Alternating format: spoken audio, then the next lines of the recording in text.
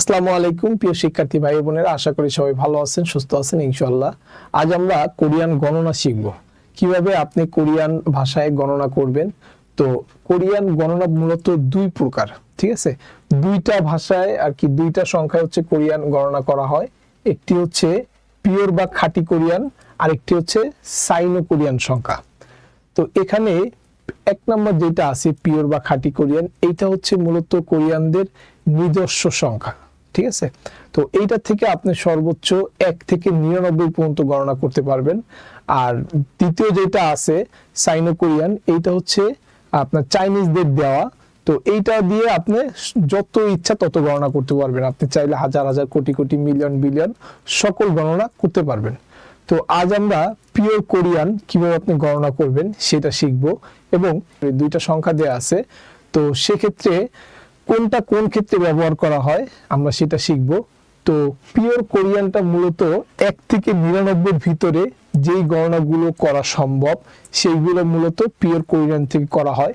যেমন বয়স, একটা মানুষের বয়স সর্বোচ্চ আপনার 80 থেকে 90 বছর বা 70 বছর 60 বছর হয়, তার মানে এটা কিন্তু 99 বয়স বা 99 থেকে নিচে, ঠিক আছে, 99 ভিতরে।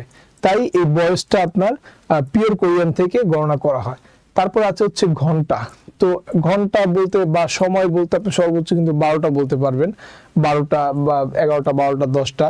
তো এটাও কিন্তু আপনার 99 ভিতরে, ঠিক আছে। তো তাই এটাও আপনার পিওর কোরিয়ান থেকে গণনা করা হয়। তারপর আছে হচ্ছে পরিবারের লোক সংখ্যা। তো একটা পরিবারে সর্বোচ্চ কতজন লোক থাকবে? 5 জন, 10 জন, 15 জন, 20 জন, বা বড় ফ্যামিলি হলে 25 জনই, ঠিক আছে, এর বেশি তো হবে না। তো সেক্ষেত্রে পরিবারের সংখ্যাটাও আপনার পিওর কোরিয়ান থেকে গণনা করা হয়। আচ্ছা, তারপর আছে হচ্ছে বস্তু। তো বস্তুর ক্ষেত্রেও কিন্তু আপনার 99 ভিতরে থাকে, তাই বস্তুটাও আপনার পিওর কোরিয়ান থেকে গণনা করা হয়। আচ্ছা, তারপরে আছে হচ্ছে সাইনো কোরিয়ান। তো আমি যদি সংক্ষেপে বলি, পিওর কোরিয়ান পিওর কোরিয়ান যেটা দিয়ে গণনা করা হয় ওইটা বাদে যা আছে সকল কিছু আপনার সাইনো কোরিয়ান থেকে গণনা করা হয়, ঠিক আছে। এটা হচ্ছে মানে সহজ নিয়ম। তো তারপরে এখানে কিছু যেমন দেয়া আছে, যেমন দিন, তারিখ, মাস, বছর, টাকা, মিনিট, সেকেন্ড, এগুলো সব সাইনো কোরিয়ান দিয়ে গণনা করা হয়, ঠিক আছে। তো আজ আমরা পিওর কোরিয়ানের গণনাটা শিখবো, আপনি কিভাবে পিওর কোরিয়ানের গণনাটা মুখস্থ করবেন বা গণনা করবেন, ঠিক আছে। তো এখানে দুইটি সংখ্যায় ব্যবহার করার কারণ হচ্ছে পিওর কোরিয়ানটা হচ্ছে কোরিয়ানদের নিজস্ব সংখ্যা। তো নিজেদের অস্তিত্বটা রাখার জন্য তারা এই পিওর কোরিয়ানটা ছোটখাটো গণনার ক্ষেত্রে করে থাকেন। তো এটা কিন্তু আপনাকে শিখতে হবে। ছোটখাটো গণনার ক্ষেত্রে আপনাকে এই পিওর কোরিয়ান সংখ্যা থেকে আপনাকে গণনা করতে হবে। তো আমরা এখন এই পিওর কোরিয়ান গণনা আপনি কিভাবে করবেন, তো আমি এখানে সকল নিয়ম দিয়ে রেখেছি এবং আপনাদের এখন বুঝিয়ে দিব। তো চলুন আমরা দেখে আসি। তো এখানে প্রথমে দেয়া আছে হচ্ছে হানা। হানা মানে হচ্ছে 1, হ্যাঁ। তো হানাটা কিভাবে হলো, আমাদের প্রথমে আছে হচ্ছে হিউত, হিউতের সাথে আছে হচ্ছে আ, তাহলে হবে হা। আর পরেরটা আছে হচ্ছে নিউন, নিউনের সাথে আছে আ, তাই হবে না, তাহলে উচ্চারণ হবে হানা। আর হানা মানে হচ্ছে 1, ঠিক আছে। তারপরে আছে হচ্ছে দুল, ঠিক আছে। তো দুল এখানে আছে হচ্ছে দ্বিগুত, দ্বিগুতের জন্য আমরা নিলাম দ, আর দ্বিগুতের নিচে আছে উ, স্বরবর্ণ আছে উ, উ এর জন্য নিলাম একটা রস্যু। আর নিচে আছে হচ্ছে রিউল, আর রিউল নিচে বসলে হবে ল, তাই উচ্চারণ হবে দুল, ঠিক আছে। আর এই দুল মানে হচ্ছে 2, ঠিক আছে। আচ্ছা, তারপরে আছে হচ্ছে সিউত, সিউতের জন্য আমরা নিলাম স, আর এখানে যে স্বরবর্ণ আছে এ, এটা যদি কোনো ব্যঞ্জন বর্ণের সাথে থাকে তাহলে আমরা নিব একটা একার, তাই স এর সাথে দিলাম একার। আর নিচে আছে আরেকটা সিউত, তো সিউত যদি নিচে বসে তাহলে উচ্চারণ হবে ত, তাই এটা উচ্চারণ হবে সেত, আর সেত মানে হচ্ছে 3, ওকে। আচ্ছা, তারপরে আছে হচ্ছে একটা ব্যঞ্জন বর্ণ নিউন, সাথে আছে আরেকটা এ, তাই 9 এর সাথে আমরা একটা একার দিলাম। নিচে আছে সিউত, সিউত নিচে বসলে উচ্চারণ হবে ত, তাই আমরা একটা ত নিলাম, তাহলে উচ্চারণ হবে নেত, আর নেত মানে হচ্ছে 4, ওকে। আচ্ছা, তারপরে আছে হচ্ছে দ্বিগুত, দ্বিগুতের সাথে আছে হচ্ছে একটা আ, তাই আমরা দয়ের সাথে দিলাম একটা আকার। তারপর আছে সিয়ত, সিউতের সাথে নিচে আছে আরেকটা সিউত, তো এই বাচ্চিম সিউতটা বাচ্চিম আকারে বসলে উচ্চারণ হবে ত, তাই স এর সাথে আমরা একটা ত নিলাম, তাহলে উচ্চারণ হবে দাসত। আর এই দাসত মানে হচ্ছে পাস, ঠিক আছে। আচ্ছা, এখানে আছে হচ্ছে ইয়ং, ইয়ং এর সাথে আছে ইয়, তো ইয়র জন্য আমরা নিলাম হচ্ছে প্রথমে ইয়ং থাকলে উচ্চারণ হবে না, তাই আমরা নিলাম হচ্ছে ইয়। আর এখানে আছে সিয়ত, সিয়তের স নিলাম, আর নিচে আরেকটা সিয়ত আছে, তাই আমরা একটা ত নিলাম, তাই উচ্চারণ হবে ইয়সত। ইয়সত মানে হচ্ছে 6। ওকে, আচ্ছা, তারপর আছে আরেকটা ইয়ং, ইয়ং এর নিচে আছে হচ্ছে রিউল। তো ইয়ং প্রথমে থাকলে উচ্চারণ হবে না, কিন্তু ইয়ং এর সাথে যে ইটা আছে, তাই আমরা শুধু ই নিলাম। আর নিচে আছে রিউল, রিউল নিচে বসলে হবে ল, তাই আমরা নিলাম একটা ল। তারপর আছে হচ্ছে গিয়ক, গিয়ক যদি প্রথমে না বসে মাঝে বা শেষে বসে তার উচ্চারণ হবে গ, তাই আমরা গ নিলাম। আর গিয়কের নিচে আছে একটা ও, তাই গিয়কের সাথে আমরা ও নিলাম, ওকার দিব একটা, ঠিক আছে। তাহলে কি হবে ইল গো। আর নিচে আছে হচ্ছে বিউপ, আর বিউপ যদি নিচে বসে তার উচ্চারণ হবে প, তাহলে উচ্চারণ হবে পুরোটা হচ্ছে ইলগোপ। আর ইলগোপ মানে হচ্ছে 7। ওকে, আচ্ছা, তারপরে আছে আরেকটা ইয়ং, তো ইয়ং উপরে বসলে উচ্চারণ হবে না, তাই আমরা শুধু ইয়ং হিসেবে ইয় আছে, শুধু ইয়টা নিলাম। তারপর আছে দ্বিগুত এবং নিচে আছে ডবল বাচ্চিম। তো আমাদের কিন্তু এখানে নিয়ম অনুযায়ী আমরা যে বাচ্চিমের শিখেছিলাম, নিচে যদি ডবল বাচ্চিম থাকে আর তারপরে যদি ইয়ং না থাকে, তাহলে ডান সাইডেরটা বাদ যাবে। ওকে, তাহলে উচ্চারণ হবে প্রথমটা, দ্বিতীয়টা বাদ যাবে, প্রথমটা উচ্চারণ হবে। তাই আমরা নিলাম এই দ্বিগুতের দ, আর নিচে শুধু রিউল, রিউল নিচে বসলে ল হবে, তাই নিলাম ল। তাহলে উচ্চারণ হবে ইয়দল, ইয়দল মানে হচ্ছে 8। ওকে, আচ্ছা, তারপর আছে হচ্ছে আহব। তো এখানে আছে ইয়ং, ইয়ং বাদ যাবে, সাথে আছে আ, তাই আমরা শুধু আ নিলাম। তারপর আছে হচ্ছে হিউথ, হিউথের নিলাম হ।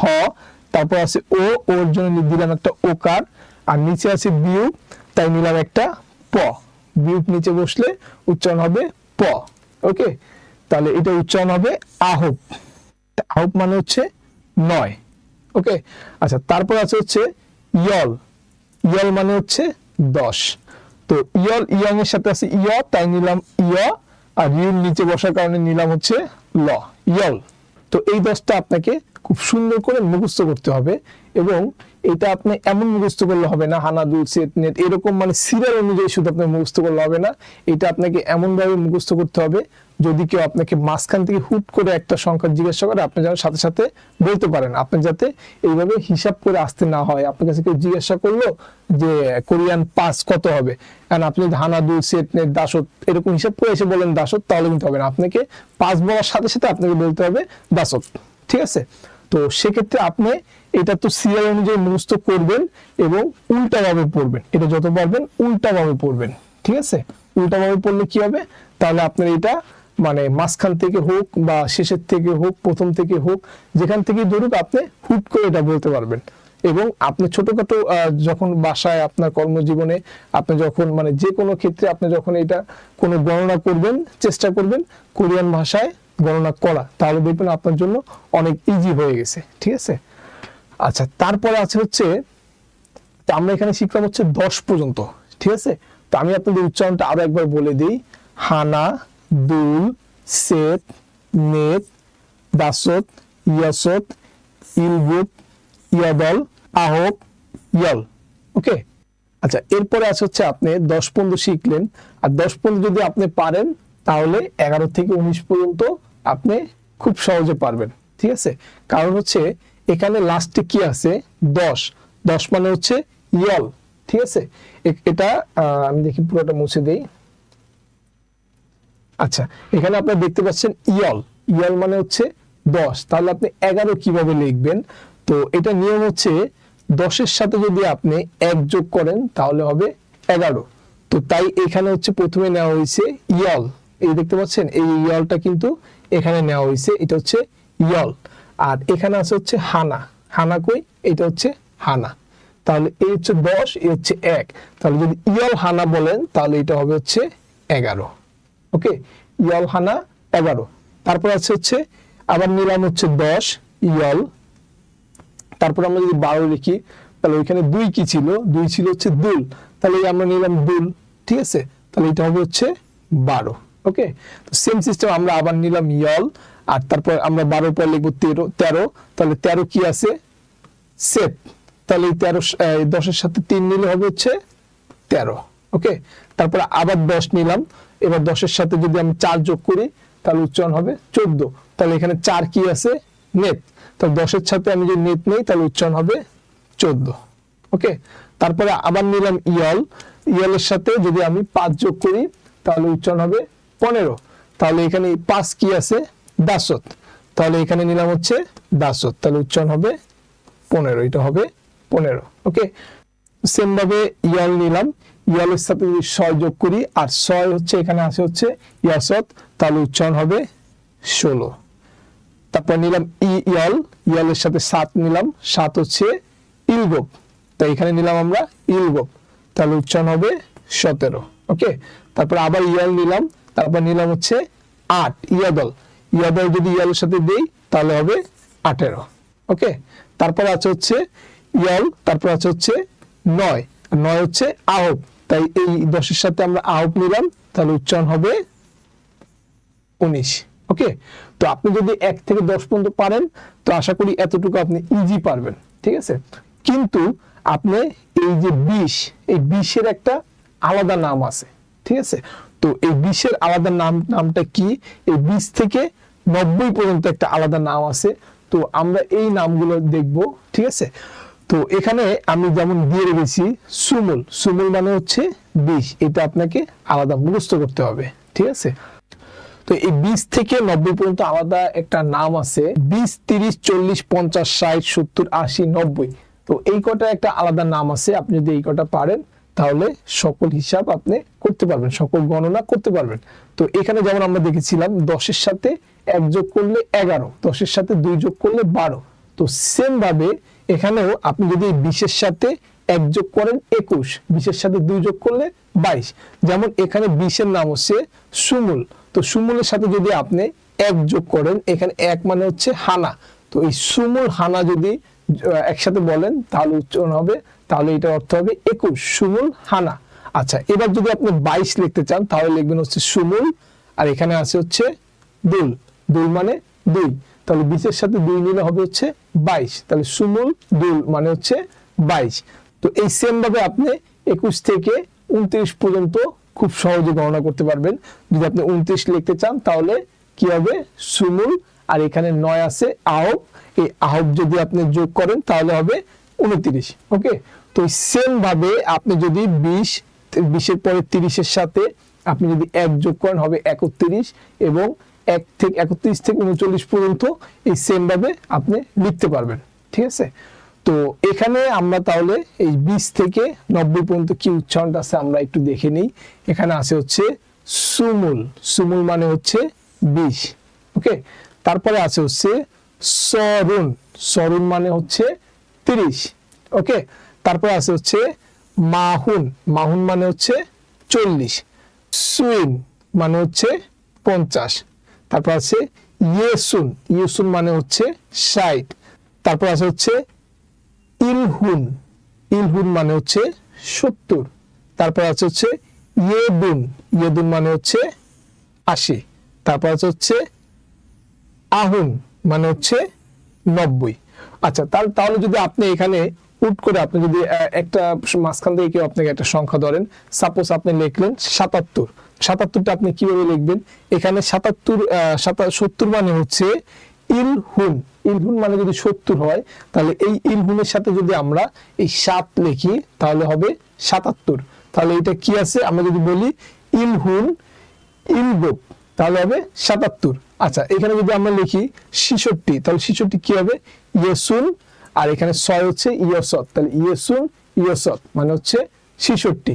এইভাবে আপনি একটা সংখ্যার সাথে জাস্ট একটা সংখ্যা মিলিয়ে 1 থেকে 99 পর্যন্ত খুব সহজে লিখতে পারবেন। সেক্ষেত্রে আপনাকে এখানে 1 থেকে 10 পর্যন্ত মুখস্থ করতে হবে, আর এখানে হচ্ছে এই 10, 20, 30, 40, 50, 60, 70, 80, 90, তো এই দুইটা যদি আপনি মুখস্থ রাখেন তাহলে 1 থেকে 90 পর্যন্ত খুব সহজে আপনি লিখতে পারবেন।